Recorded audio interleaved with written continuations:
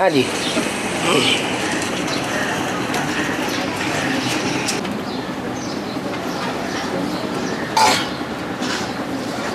क्या हुआ? अभी तो ठंडी निकल गई।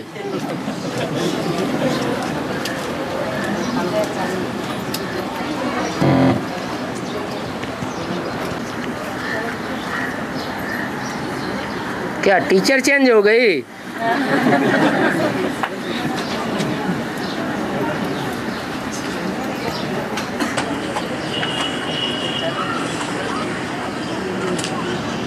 अच्छा, आज बाबा को जाने की जल्दी है इसलिए रहम आ रहा है।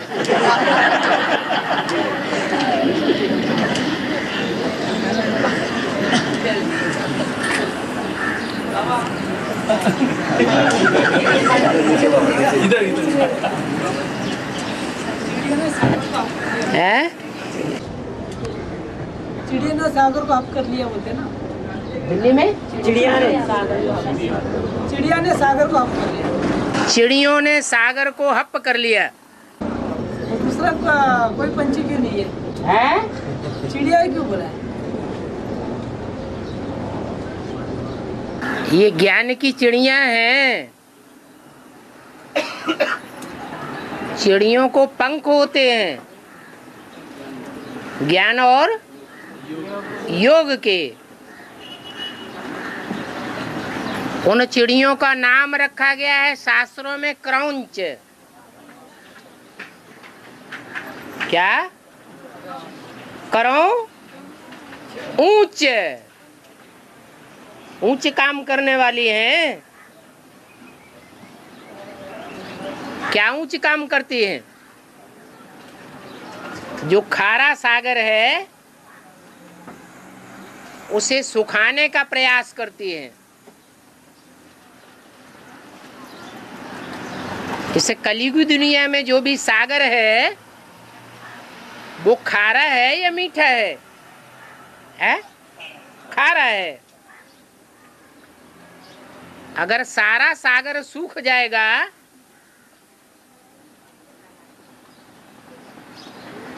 तो नया सागर बनेगा। उन्होंने शास्त्रों में लिख दिया है उल्टा कि सागर पहले मीठा था, बाद में जब क्रौंच पक्षियों ने सुखाना शुरू किया एक एक बूंद करके, तो कोई ऋषि को रहम आ गया और उन्होंने सारा सागर पी लिया। पीने के बाद फिर उसे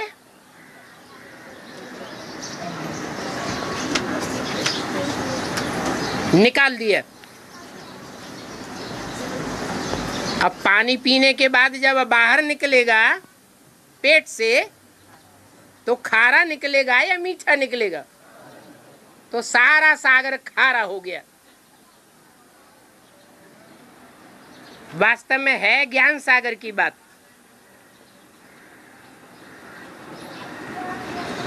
जो ज्ञान सागर है वो पार्ट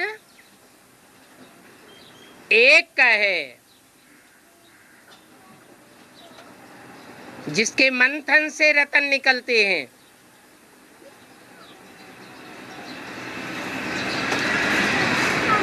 वो जन्म जन्मांतर अनेक धर्मों के संग के रंग में आते आते उनसे संघर्ष करते करते खारा हो जाता है।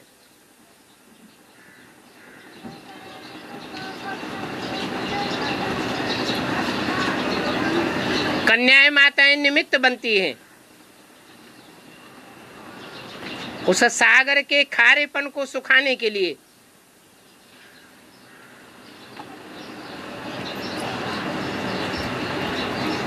63 जन्मों में तो सूखता नहीं, तो आखिरी बाप को ही आना पड़ता है।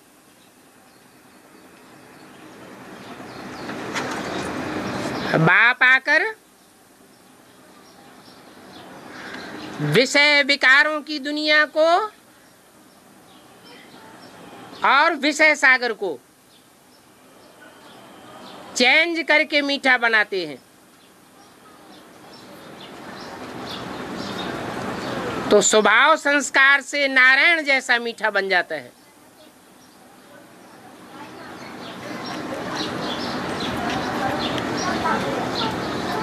कथाओं में संगम युग की बातें तो हैं, परंतु पूरी बात न समझने के कारण उल्टी बातें कर दी हैं।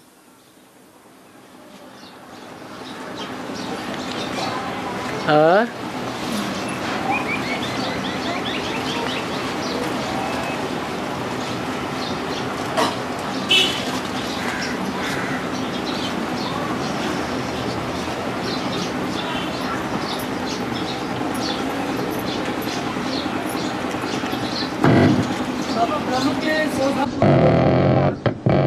ब्रह्मा के 100 साल पूरे पूरे हो जाने के बाद ब्रह्मा अमर लोक का वासी होता है। ब्रह्मा अमर लोक का वासी होता है। 100 साल पूरा होना माने मृत्युलोक ब्रह्मा का खलास हो जाना।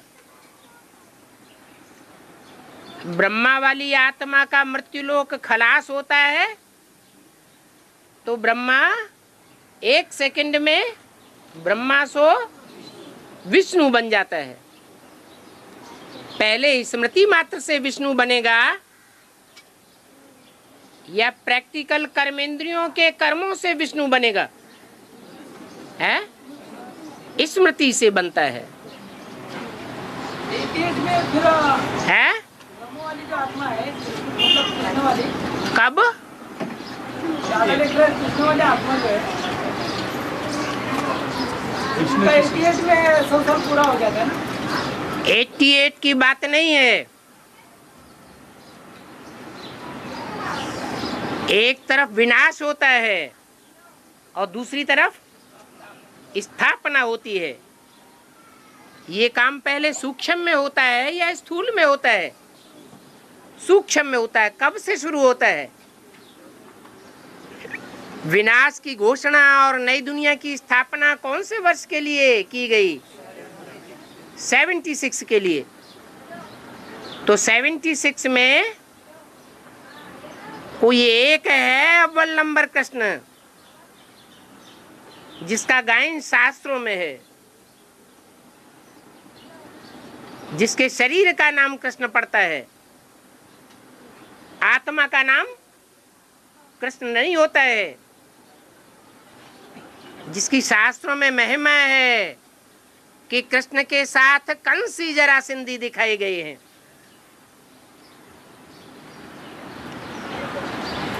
वो ब्राह्मणों की दुनिया के अंदर की बात है या बाहर की दुनिया की कंसी जरासंधियों की बात है? ब्राह्मणों की दुनिया के अंदर ये सभी कुछ होता है। तो वही आत्मा पहले नंबर का आदि ब्रह्मा है, जिसे प्रजापिता ब्रह्मा कहा जाता है। 76 आते आते 100 साल पूरे होते हैं और बुद्धि में से मृत्युलोक खलास हो जाता है। आप मुए, मर गई दुनिया, और बुद्धि में खुशी की लहर दौड़ जाती है। इतना पक्का विश्वास, निश्चय, अडोल होना चाहिए कि ये पुरानी दुनिया सब मरी पड़ी है।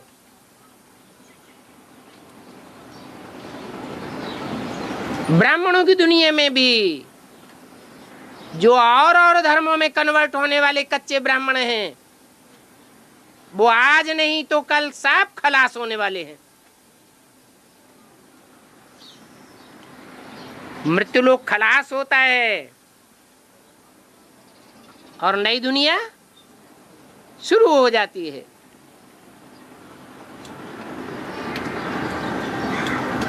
और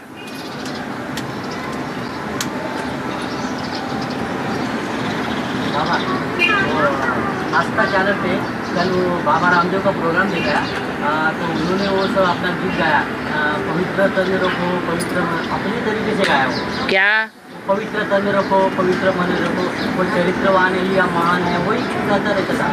अब लास्ट में वाला तिरंगा। लेकिन ये गीत तो पहले ब्रह्मा कुमारियों का बनाया हुआ है ना। ब्रह्मा कुमारियों ने जो गीत बनाए हैं वो सिर्फ गाने के लिए बनाए हैं या समझाने के लिए भी बनाए हैं? न वो समझते हैं और न दूसरों को समझा सकते हैं। तन पहले पवित्र बनता है या मन पहले पवित्र बनता है? तन तो धरणी है, धरणी में आत्मा बीज डाला जाता है। पहले गर्भ में तन तैयार होता है या मन बुद्धि रूपी आत्मा तैयार होती है? क्या तैयार होता है? तन तैयार होता है।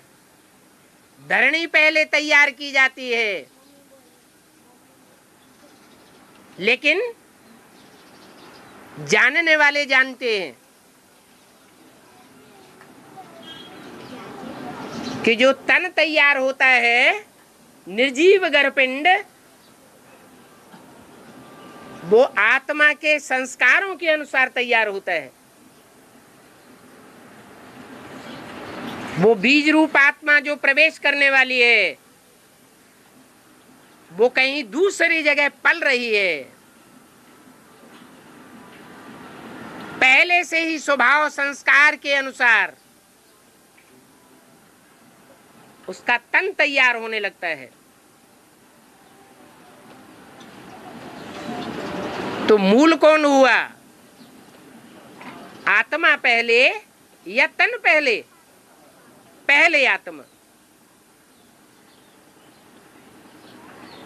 यही बात यहां भी लागू होती है। पवित्र मन बनता है पहले। जब मन पूरा पवित्र बन जाता है, संकल्प पवित्र बन जाते हैं, तो वाइब्रेशन पवित्र बन जाते हैं। और पवित्र वाइब्रेशन में इतनी ताकत होती है कि जड़ तत्वों को भी पवित्र बनाता है। प्रकृति के 5 तत्व जड़ हैं, वो ज्ञान को नहीं समझ सकते। जब समझ ही नहीं सकते तो उस अनुसार चलने की बात ही नहीं। फिर परिवर्तन कैसे होगा? 5 तत्व परिवर्तन नहीं होंगे तो ये दुनिया पुरानी रहेगी या नई बन जाएगी? पुरानी ही रहेगी। तो 5 तत्वों को कौन परिवर्तित करेगा? वाइब्रेशन से परिवर्तन होंगे। और वाइब्रेशन को कौन परिवर्तित करेगा? है मन बुद्धि रूपी आत्माएं परिवर्तित करेंगी संगठित शक्ति से। इसलिए शास्त्रों में इस बात की मान्यता भी है कि ऋषियों महर्षियों के आश्रम में शेर और बकरी एक घाट पानी पीते थे। उनका ऐसा वाइब्रेशन बन जाता था। वो कौन सा प्रभाव दिखाया है? ऋषियों महर्षियों की तपस्या का प्रभाव दिखाया है। वो शास्त्रों में बताए गए ऋषि मुनि महर्षि इस समय वाइब्रेशन तैयार करने में लगे हुए हैं। अभी अपरिपक्व स्टेज है। पुरुषार्थ करते करते संगठित रूप में अवस्था पक्की हो जाएगी।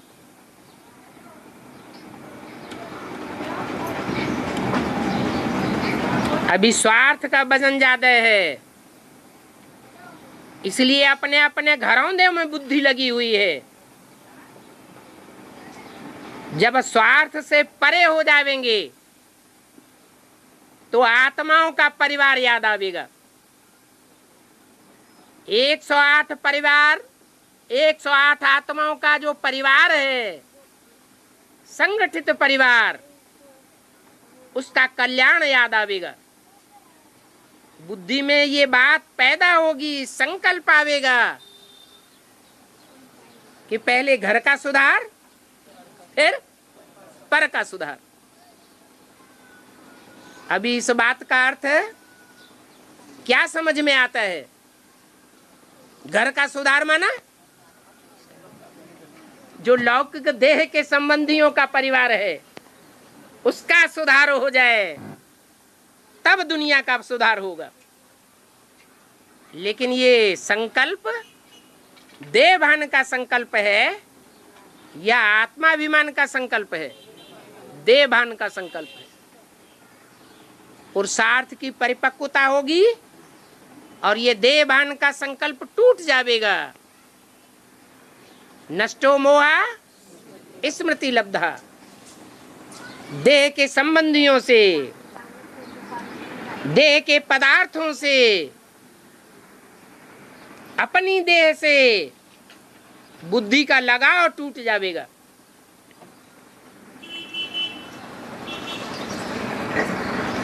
और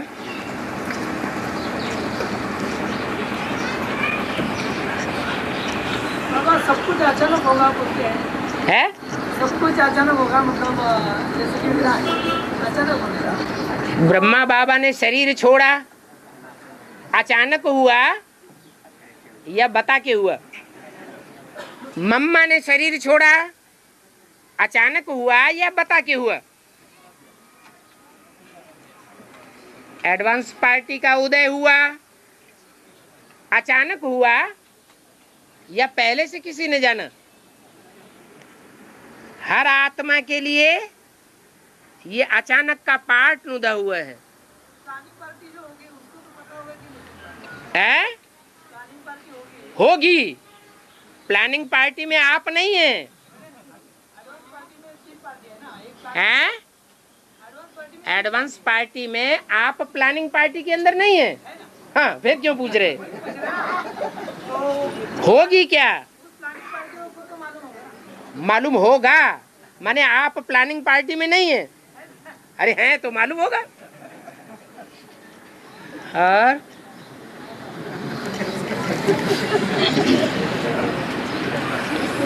जो भी होना है वो प्लानिंग पार्टी के अंदर पहले होगा ना। प्लानिंग पार्टी में भी कोई एक आत्मा थोड़े ही है, ढेर की ढेर आत्माएं हैं प्लानिंग पार्टी में, नंबरवार पुरुषार्थ अनुसार। और जानने वाले भी नंबरवार हैं या एक जैसे हैं? नंबरवार हैं। नंबरवार सत्य को पहचानते हैं। जितना पहचानते हैं उसी अनुसार पुरुषार्थ करते हैं। और बाबा कंबाइंड रूप द्वारा सर्विस करवाता है, कंबाइंड रूप द्वारा हाँ सर्विस करो मना है। इसका मीनिंग ये है कि बाप की याद में रह करके कोई भी सेवा का काम करें तो इस अहंकार में नहीं करें कि हम सर्विस कर रहे हैं। सर्विस करन करावनहार बाप हमारे साथ है तो सफलता ही सफलता मिलेगी। अगर ये अहंकार आया कि ये सर्विस करने वाला मैं हूं, इस सेवा का रिजल्ट निकालने वाला मैं हूं, तो सर्विस में सफलता नहीं निकलेगी। और निकलेगी भी तो बाद में दुखदाई साबित हो जाएगी।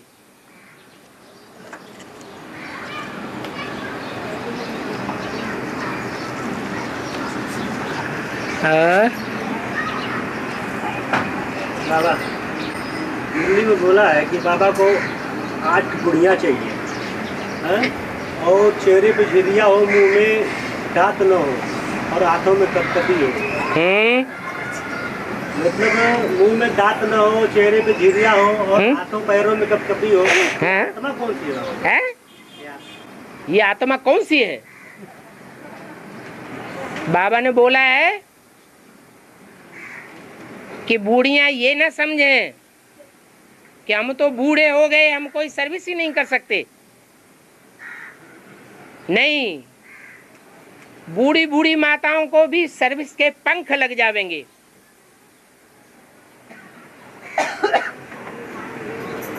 लोगों के ऊपर उनकी बातों का ज्यादा असर होगा जो पोपली भाषा में रहकर के दूसरों की सेवा करेंगी।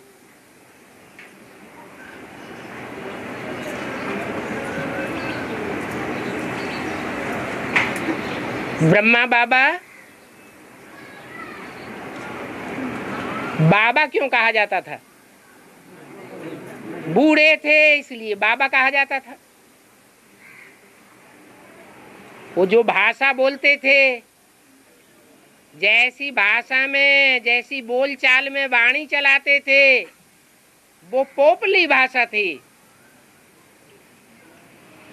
उस कैसेट को सब कोई समझ भी नहीं पाएंगे। तो जो सूक्ष्म शरीर तैयार होता है, वो सूक्ष्म शरीर में वो भाषा बनी रहती है।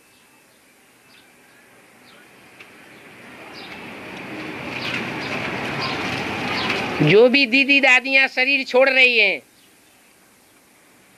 वो वयोवृद्ध हो रही है या नौजवान है?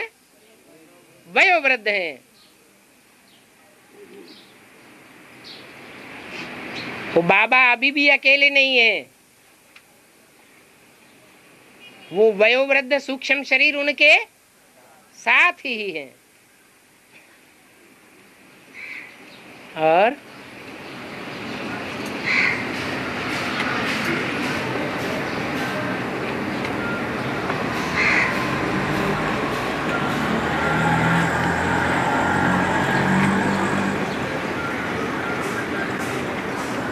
बाबा, कन्नड़ में एक कहावत है, ಒಳಗಿನ गुट्टू शिवने भरला, मतलब अंदर का बात शिव ही जाने। उसका मतलब क्या है? दिल की बात दिलावर जाने, कौन जानेगा दूसरा? जो दिल में बसा हुआ होगा वो ही जानेगा, दूसरा कोई जानेगा? और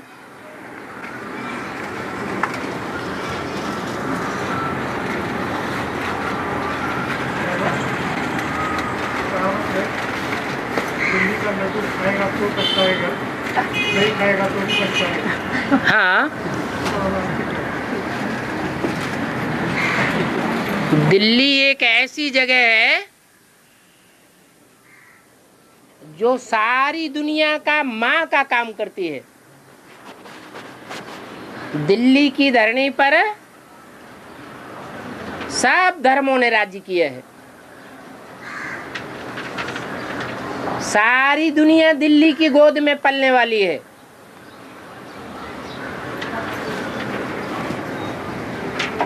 उसका नाम है दिल्ली। क्या अर्थ हुआ? एक एक की दिल लेने वाली है।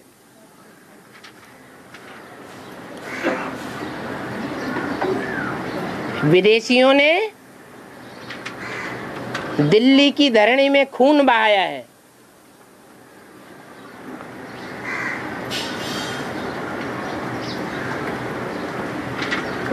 विदेशियों में ऐसे भी हुए हैं महाराजाएं, सम्राट, जिन्होंने बड़े आराम से राज्य किया है, खून नहीं बहाया है।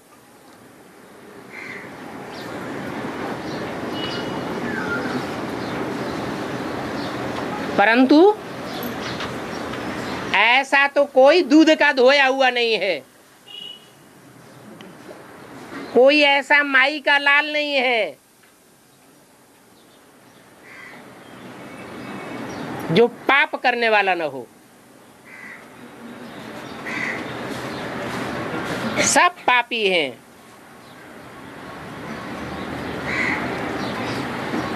तो दिल्ली किसी को छोड़ने वाली भी नहीं है।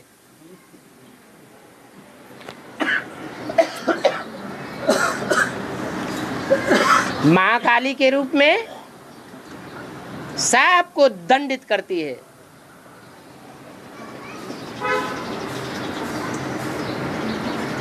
नाम धर्मराज का दिया जाता है।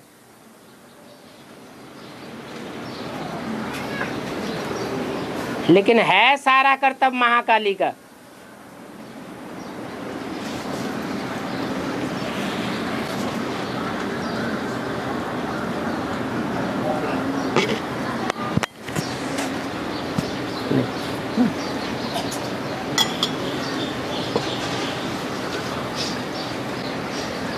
तो ये कहावतें बनाई हुई हैं। दिल्ली की कमाई दिल्ली में गंवाई, भले कमाई करते हैं परंतु जो कमाई करते हैं वो दिल्ली का राज्य लेने के लिए दिल्ली में गंवाई देते हैं, मिलता कुछ भी नहीं है।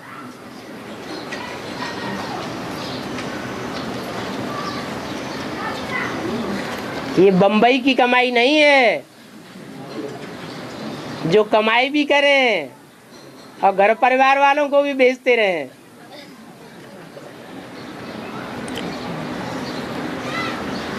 और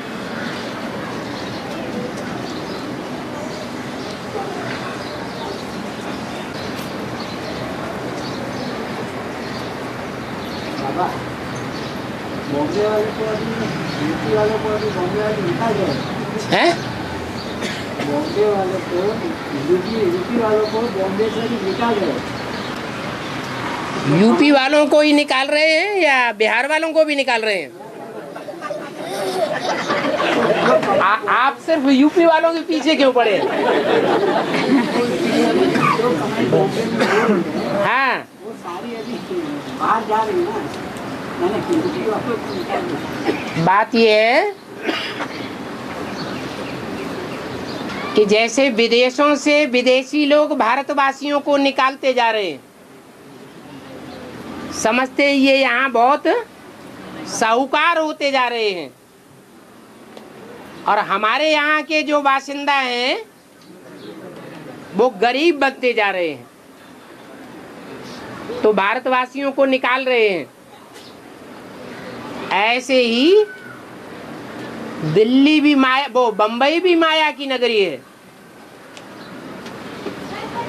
माया की नगरी विदेशियों की नगरी है। दक्षिण भारत है भारत का विदेश, और दक्षिण भारत का सबसे बड़ा शहर है बंबई, राजधानी। ये माया की नगरी है। जैसे दुनिया के हिसाब से अमेरिका माया की नगरी है।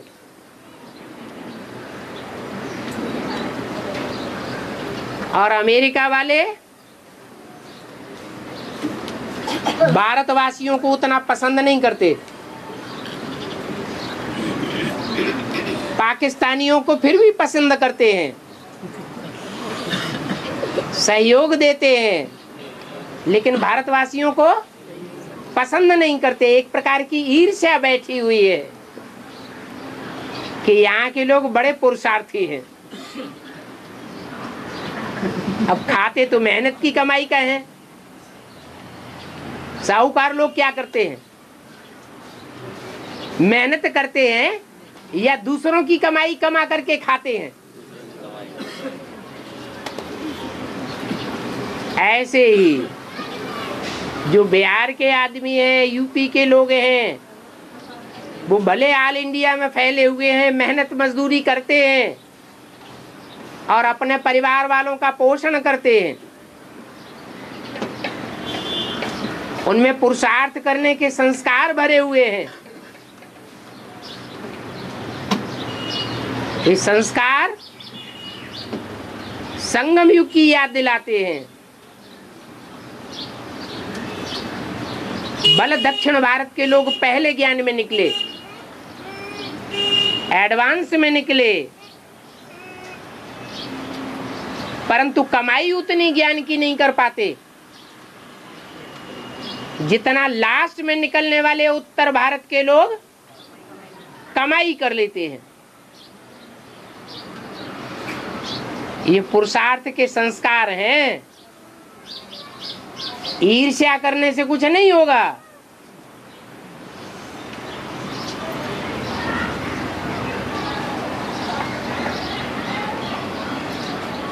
और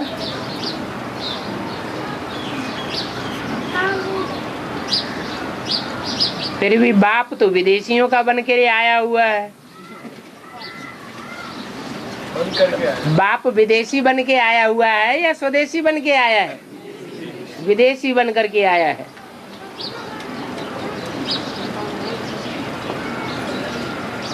बाप के नाम रूप में क्या जुड़ा हुआ है? हर हर बम बम।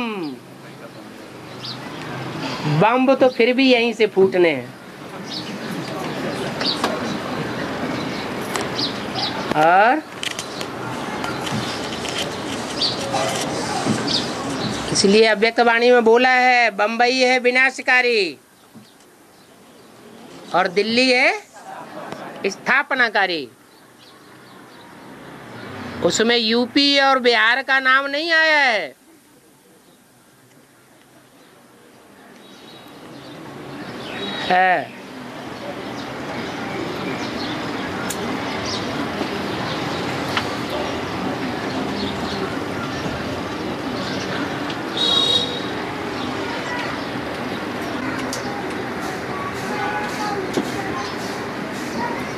क्या हुआ, कलराठी जमीन हो गई क्या?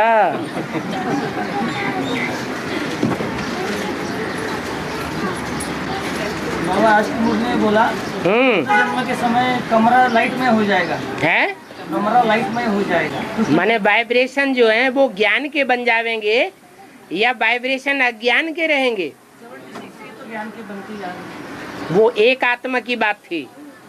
अकेला चना भाड़ नहीं फोड़ता है, एक बीज डाल सकता है, एक से अनेक पैदा हो सकते हैं, लेकिन संगठन का किला कब बनेगा? एक से बनेगा? वो तो अनेक ईंटों से ही बनेगा। इसलिए बताया कि सारे कमरे में लाइट ही लाइट हो जाएगी, माना वाइब्रेशन ज्ञान युक्त हो जाएगा। एक भी संकल्प ऐसा नहीं किसी का चलेगा जो अज्ञान से भरा पूरा हो।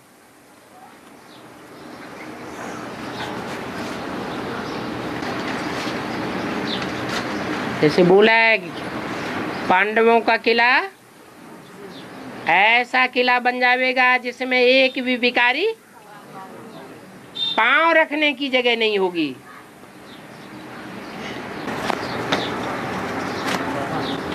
रोशनी तो सूर्य में ज्यादा होती है, सितारों में तो नहीं होती है।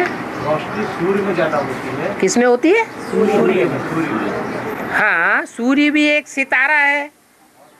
ऐसे कई एक सितारे हैं जो स्वयं टिमटिमाते हैं। सितारों के पीछे ज्यादा दौड़ते हैं। नहीं, सूर्य की उपासना ज्यादा होती है या सितारों की उपासना ज्यादा होती है? जो दुनियावी सितारे जो हैं वैज्ञानिक सितारों के पीछे दौड़ते हैं। उनके पीछे दौड़ते हैं। जो वैज्ञानिक हैं वो अंधेरे में है या उजाले में है? अंधेरे में है। उनकी तो बात अलग। जो ज्ञानी तू आत्माएं हैं वो तो ज्ञान सूर्य के पीछे पड़ेंगे।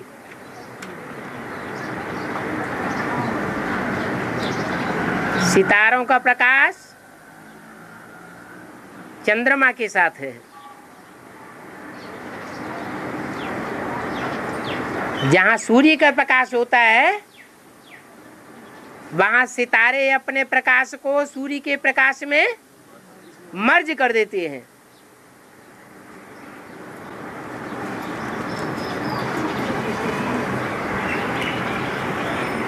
और बाबा सुदर्शन चक्र इसी उंगली में क्यों दिखाते हैं?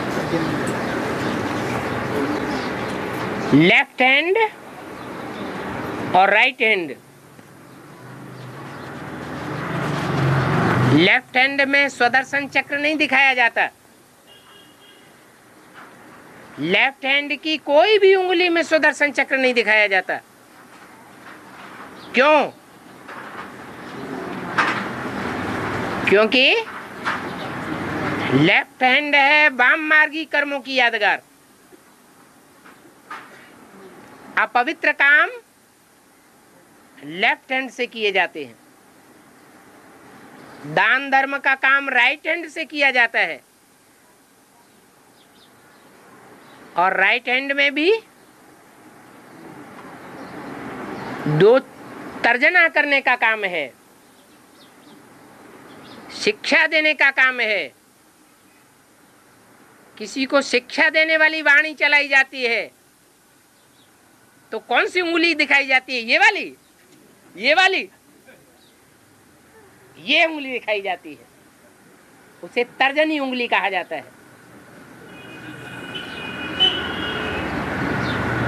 ये ज्ञान का चक्र है, ये ऐसी तर्जना है जो सारी दुनिया की तरफ इशारा करती है सुधरने के लिए। सब अनसुधरेले हैं, इसलिए तर्जनी उंगली में ही सुदर्शन चक्र दिखाया जाता है, दूसरी उंगलियों में नहीं।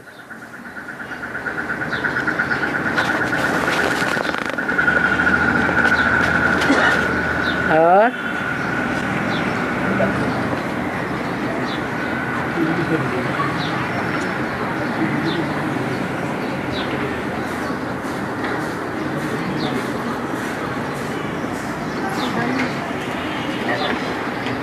बाबा शास्त्रों में बताते हैं कि उत्तरायण में शरीर छोड़ने से सदगति होती है। इस पितामह का एक दृष्टांत है। बाण लगने के बाद में भी उन्होंने अपनी आत्मा को शरीर में रहने दिया। जब सूरज उत्तरायण में हुआ तब उन्होंने शरीर, इसका बेहद में क्या हुआ? एक है उत्तरायण, पृथ्वी का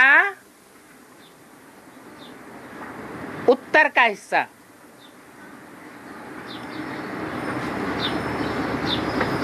जिधर नॉर्थ पोल दिखाया गया है, और एक है पृथ्वी का दक्षिण का हिस्सा, उसे साउथ पोल कहते हैं। दक्षिण के हिस्से में जो भी देश हैं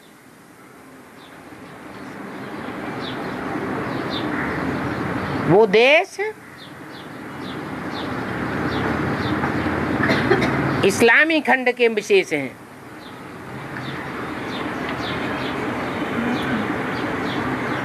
इस्लाम धर्म वाम मार्गी धर्मों में अव्वल नंबर है।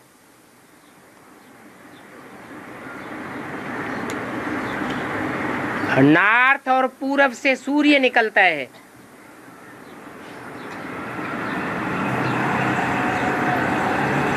और दक्षिण पश्चिम में डूबता है। हमारी ब्राह्मणों की संगम की दुनिया में आ जाइए,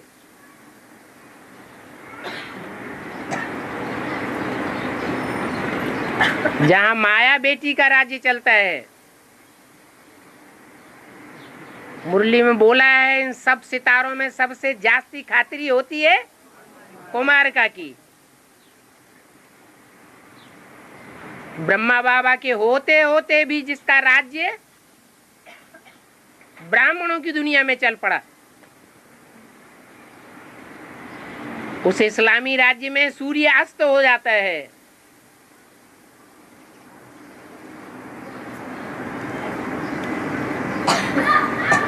तो सूर्यास्त दक्षिण दिशा में गाया हुआ है।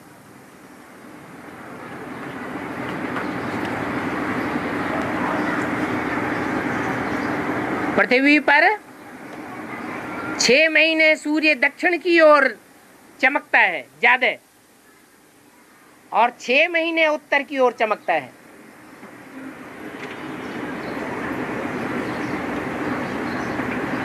द्वापर और कलयुग का जो टाइम है वो दक्षिणायन का टाइम कहेंगे या उत्तरायण कहेंगे? है दक्षिणायन का टाइम है, जहां वाम मार्गी धर्मों का वर्चस्व रहता है दुनिया में।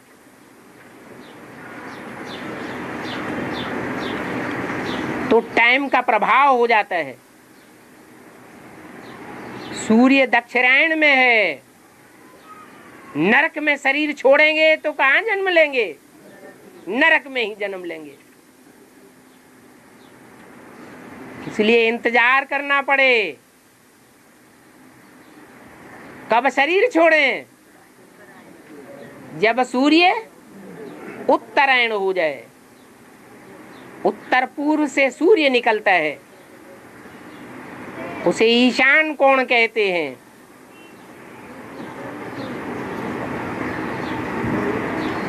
बौद्धि लोग ऐसे मान्यता रखते हैं कि हम सूर्यवंशी हैं। क्यों? क्योंकि बौद्धियों को जो धर्मखंड है जापान, वहां से स्थूल सूर्य उदय होता है। ब्राह्मणों की संगम युग की दुनिया में भी ऊंचे ते ऊंचा सन्यासी कौन सा है?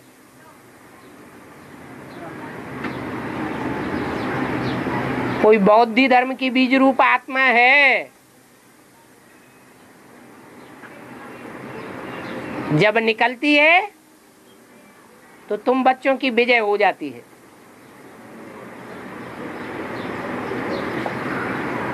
ऐसे नहीं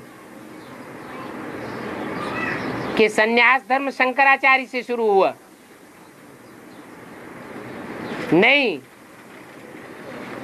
शंकराचार्य से पहले भी बौद्ध धर्म में सन्यासी थे,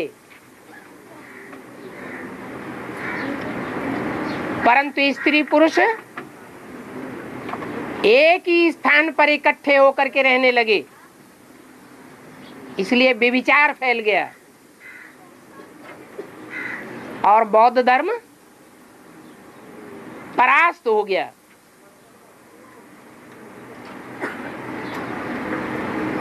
विधर्मियों ने अधिकार जमा लिया।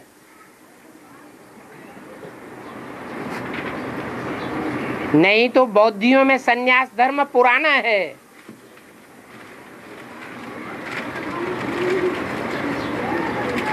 संन्यास की ताकत उनमें ज्यादा है। इसलिए ब्राह्मणों की संगम युग की दुनिया में भी जब बौद्ध धर्म की वो बीज रूप आत्मा निकलती है एडवांस में, तो सूर्य उत्तरायण हो जाता है, सूर्य उदय हो जाता है। जो कथा महाभारत में लिखी हुई है कि भीष्म पितामह ने उत्तरायण होने पर शरीर छोड़ा था, ये जीते जी मरने की बात है, स्थूल शरीर छोड़ने की बात नहीं है।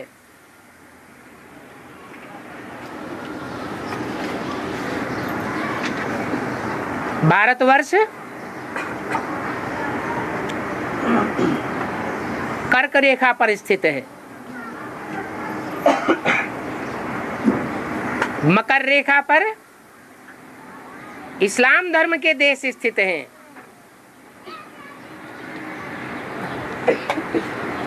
वो इस्लामी है राक्षस।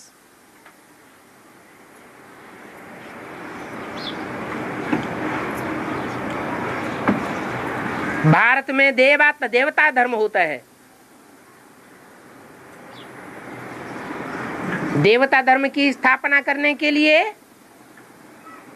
सूर्य को उत्तरायण होना पड़ता है।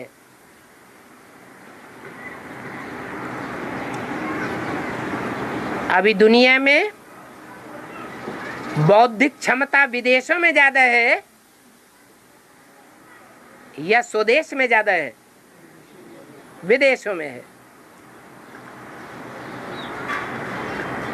भगवान ज्ञान सूर्य बुद्धिमानों की बुद्धि कहा जाता है।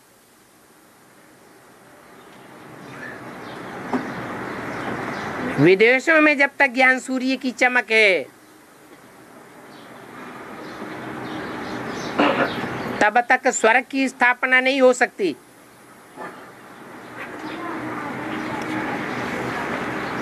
जब वही सूर्य उत्तरायण हो जाएगा तो स्वर्ग की स्थापना हो जाएगी।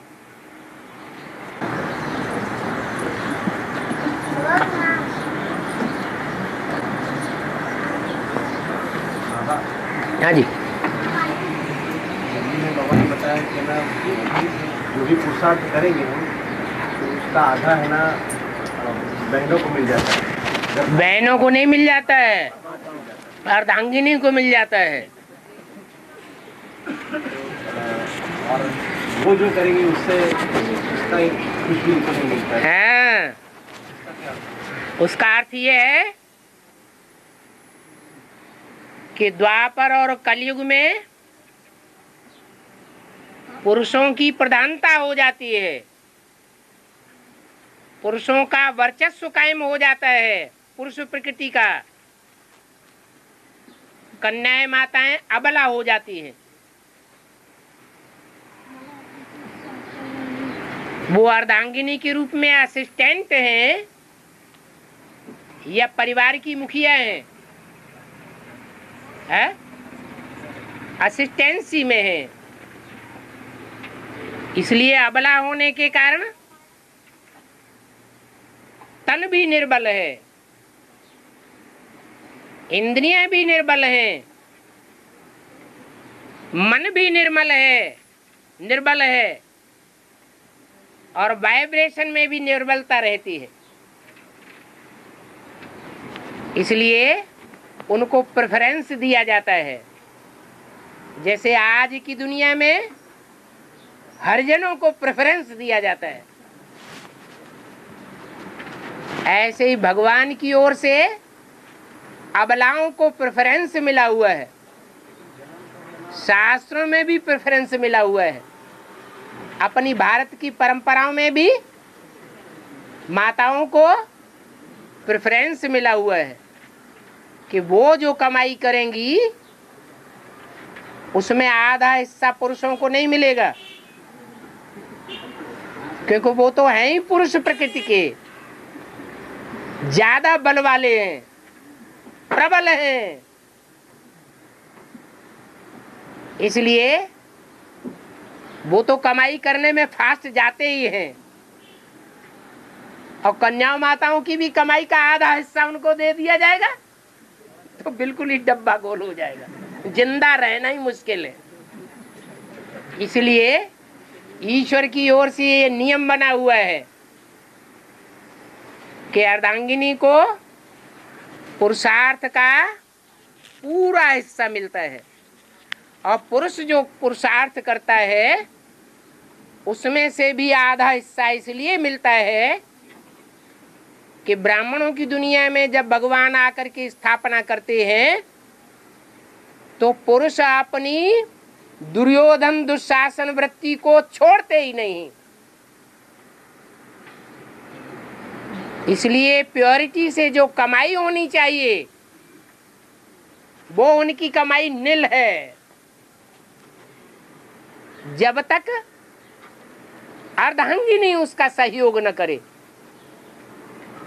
इसलिए कन्याओं माताओं के हाथ में ये लक़ब दिया है कि कन्याएं माताएं स्वर्ग का गेट खोलेंगी। पुरुषों के हाथ में ये पावर नहीं दी गई है कि वो स्वर्ग का गेट खोलें, तो आधा हिस्सा कमाई का देना पड़ेगा।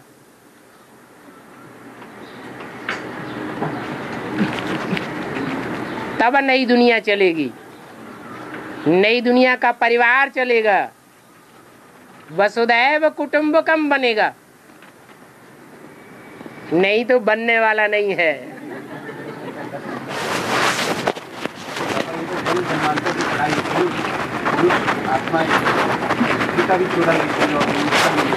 ठीक है, ऐसे क्योंकि भगवान पुरुष तन में ही आकर के प्रत्यक्ष होता है, स्त्री तन में क्यों नहीं प्रत्यक्ष होता है? फिर तो उसमें भी बराबरी होनी चाहिए। हाँ जी, हाँ अलग अलग स्टेट में रहते हैं, अलग अलग देशों में रहते हैं, तो उनकी भाषा भी अलग अलग हो जाती है। लेकिन जानवर अलग अलग भाषा के बोलते हुए भी एक ही भाषा हो जाती है। उड़ते रहते हैं ना। भारत में गर्मियों में जो पक्षी मिलते हैं वो सर्दियों में नहीं मिलते, वो दूसरे देश में चले जाते हैं। सर्दी में जो पक्षी मिलते हैं वो दूसरे मौसम आने पर दूसरे देश में चले जाते हैं। वो उड़ता पंछी है। और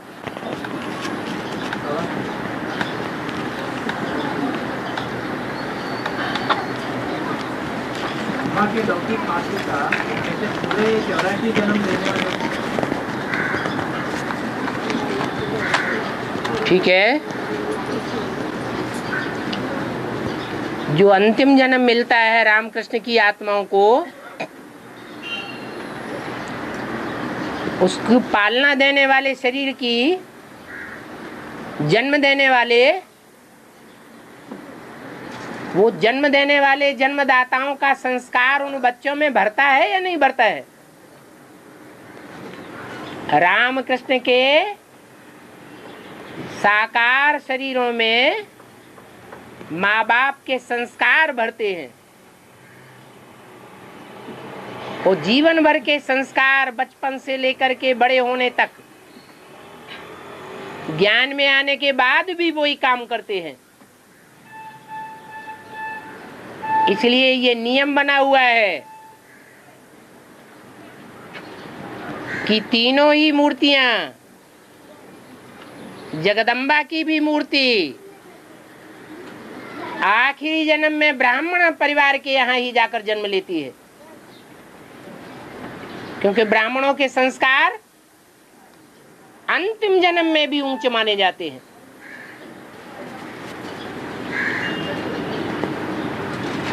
मोस्टली ब्राह्मण अच्छे स्वभाव संस्कार वाले ही होते हैं। और कर्ण के जन्म की बात, कर्ण के जन्म की बात छुपाने के कारण आपको श्राप ऐसा देता है कि नहीं, ना आप हमारे माताएं कभी भी भविष्य में कोई बात पेट में रख ना सकेंगी। है इसका बेहद का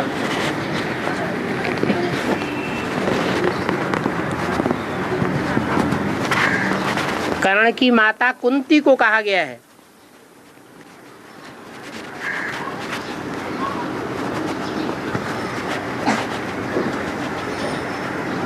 माताओं के बीच महाभारत में स्वभाव संस्कार के आधार पर कुंती को ही श्रेष्ठ माना गया।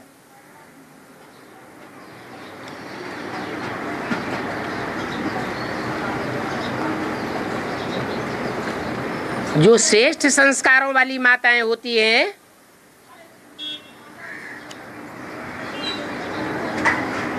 वो अपने ससुर घर की ही लाज नहीं रखती हैं, लेकिन माता पिता के भी घर की लाज रखती हैं। कलयुग अंत में पतन तो घर घर में हो जाता है। बाबा ने बोला घर घर में वैश्यालय है।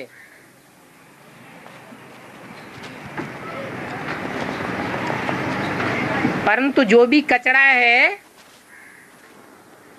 उस कचड़े को दबा के रखना अच्छा है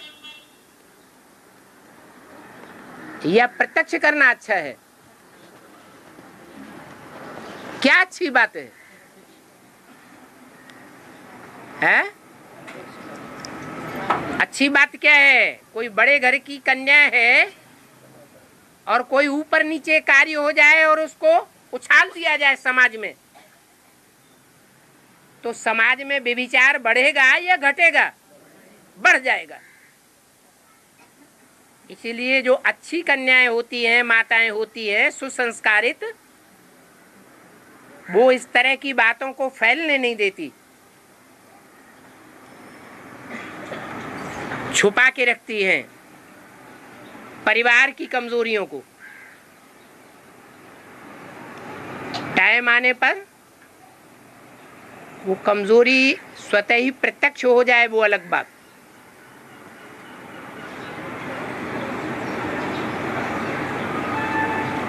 तो कुंती ने भी छुपा के रखा।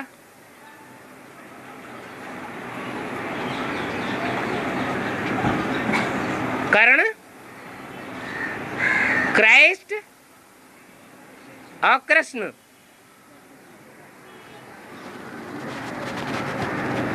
एक ही राशि है।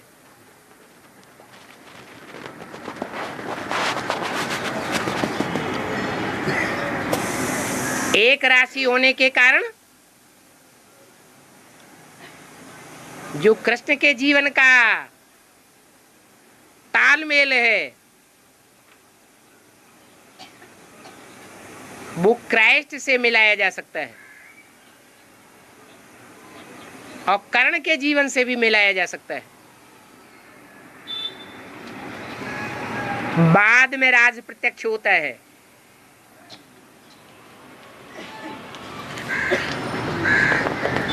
कि पांडवों का बड़ा भाई वो भी एक ही माता से जन्म लेता है, वो भी कौन्तेय है। और जो 5 पांडव हैं वो भी कौन्तेय हैं।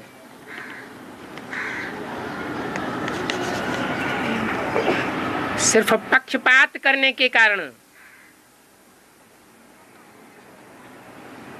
जीवन की प्राप्ति अलग अलग हो जाती है।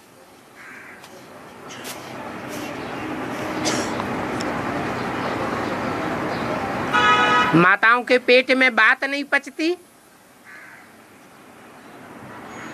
ऐसे नहीं है कि संगम युग में कर्ण ने जो पार्ट बजाया वो पार्ट बजाने के बाद माताओं के पेट में कोई बात नहीं पची, या द्वापर युग से ये देखने में आ रहा है कि माताओं के पेट में कोई बात नहीं पचती है। कहाँ की बात है? वो तो एक बना दिया है प्रसंग कि युधिष्ठिर ने कुंती को शाप दिया माता होने के लिहाज से कि माताओं के पेट में कोई बात पचेगी नहीं,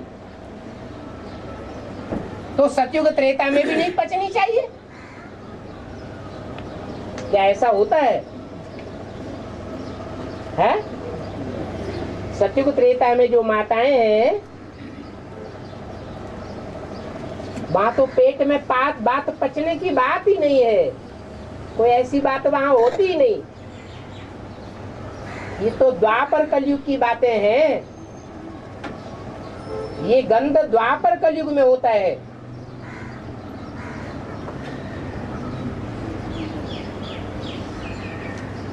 धरणी में जो भी गंध डाला जाता है वो पुरुषों की देन है। कन्या माता है तो बेचारी कुछ भी नहीं जानती पहले से, उनको पलूट करने वाला पुरुष है। चाहे वो सूर्य का पार्टी ही क्यों न हो।